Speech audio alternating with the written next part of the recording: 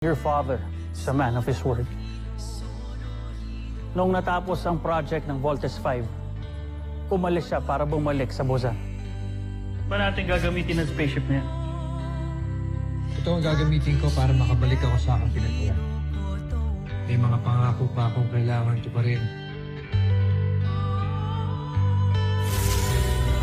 Hindi na siya nakabalik dahil nakala natin na patay na siya. Kaya pala siya umalis. Tiniwan tayo. Ngayon ay alam na rin natin kung bakit mas iba tayong tatlo kaysa sa akin na Ate Jamie. May lahi tayong Buzanians.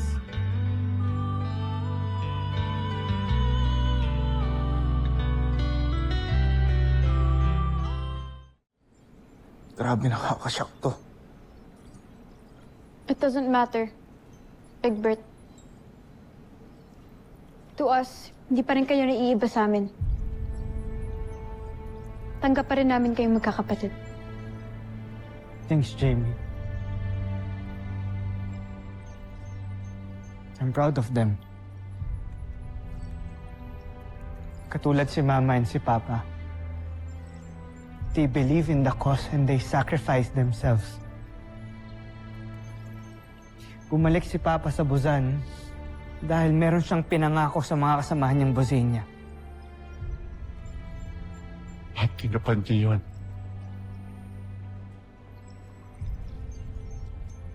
Kahit alam ni Rodgan na nanganganib ang kanyang buhay, hindi siya tumigil sa pakikipaglaban. Pinalakas niya ang rebelyon laban sa aming emperador. Dahil sa inyong ama, nagkaroon ng pag-asa ang mga alipin. Isang karangalan ko ang makilala at lumaban sa tabi ng inyong ama. At mapalad ako ngayon dahil nasa harapan ko ang anak ng isa sa pinakamatabang na lalaking nakilala ko. Gayun na rin ang makilala ko ang kanyang mga kasamahan. Nasa amin ang karangalan. General, meron na lang akong isang tanong. Nasaan ho si Papa? Saan ho ang kuta niyo?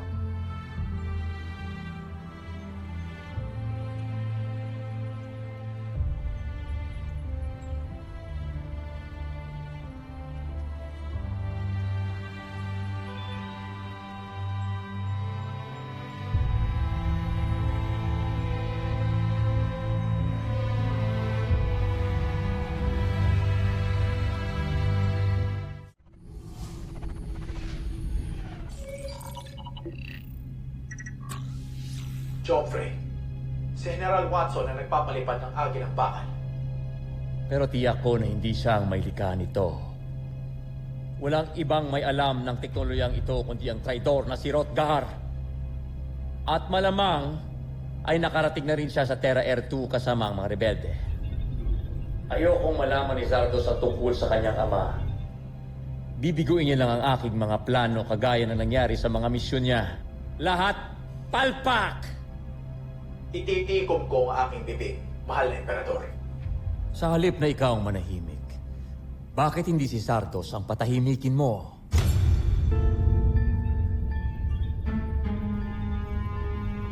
Anong ibig mo sabihin? Patayin mo siya! Wala rin naman siyang dinadalang karangalan sa akin. Wala siyang silbi! Ito ang bago mong misyon, General Oslap. Kitilin mo ang buhay ni Zardos at talunin si Voltes 5. At kapag nagawa mo ito, may malaking gantimpalang nakaabang para sa'yo. Ituring mong nagawa na ang inyong pinag-uutos, Joffrey.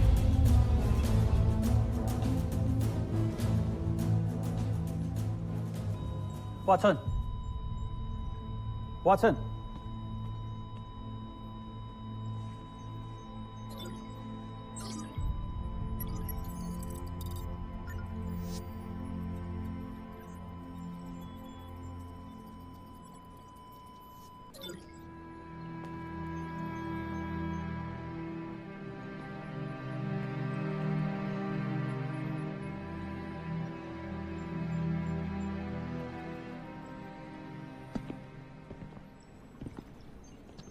Naintindihan na namin si Papa.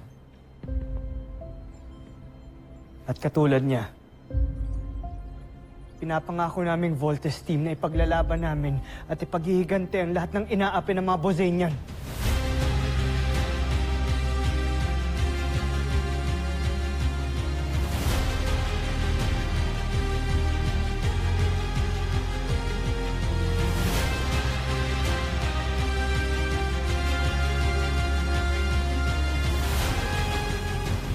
Susunod sa Voltes 5 Legacy.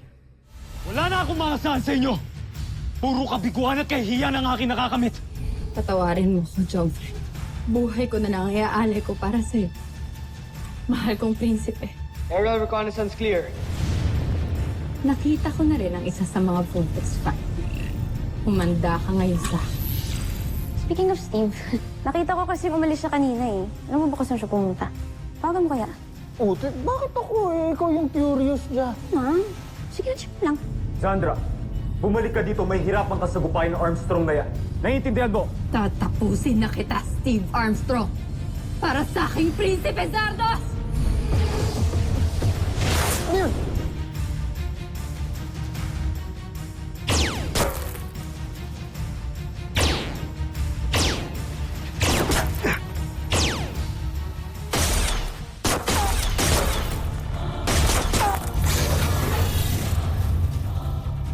Steve Armstrong.